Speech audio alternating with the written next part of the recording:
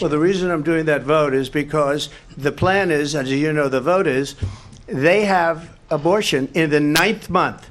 They even have, and you can look at the governor of West Virginia, the previous governor of West Virginia, not the current governor, who's doing an excellent job, but the governor before, he said the baby will be born and we will decide what to do with the baby. In other words, we'll execute the baby.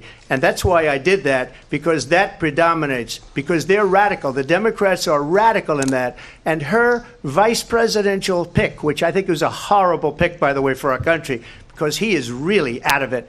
But her vice presidential pick says abortion in the 9th month is absolutely fine. He also says execution after birth. It's execution, no longer abortion, because the baby is born, is okay. And that's not okay with me, hence the vote. But what I did is something for 52 years. They've been trying to get Roe v. Wade into the states.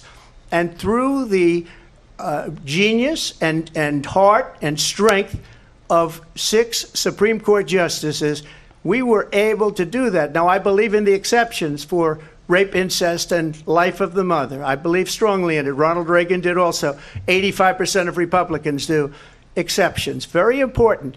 But we were able to get it, and now states are voting on it. And for the first time, you're going to see, look, this is an issue that's torn our country apart for 52 years. Every legal scholar, every Democrat, every Republican, liberal, conservative, they all wanted this issue to be brought back to the states where the people could vote. And that's what happened. Now, Ohio, the vote was somewhat liberal.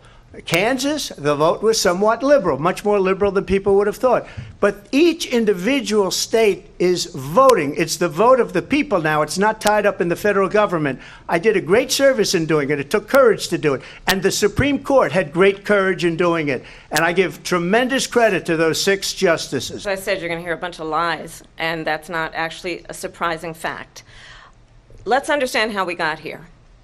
Donald Trump hand-selected 3 members of the United States Supreme Court with the intention that they would undo the protections of Roe v. Wade.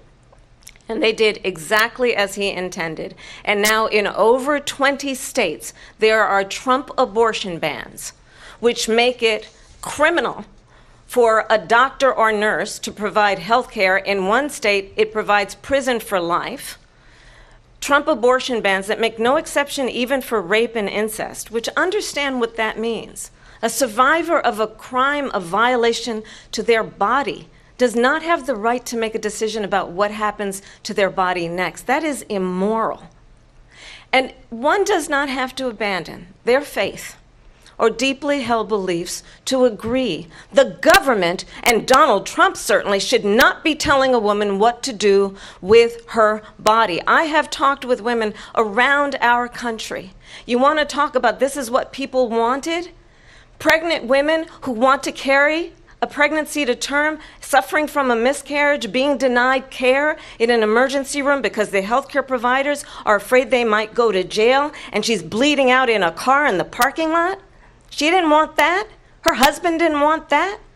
A 12 or 13-year-old survivor of incest being forced to carry a pregnancy to term. They don't want that. And I pledge to you, when Congress passes a bill to put back in place the protections of Roe v. Wade, as President of the United States, I will proudly sign it into law. But understand, if Donald Trump were to be reelected, he will sign a